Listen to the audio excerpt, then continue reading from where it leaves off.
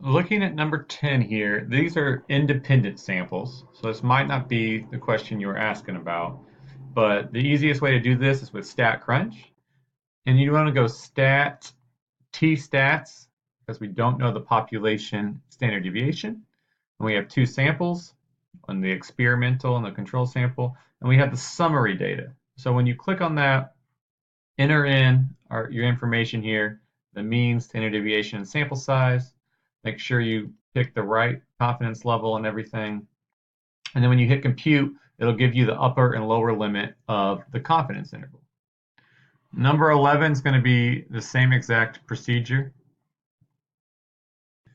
And number 12, again, is going to be the same. They don't come out right away and tell us the sample size for our two samples, but if you look here, you can see there are 30 items in sample A and also 30 items in sample B.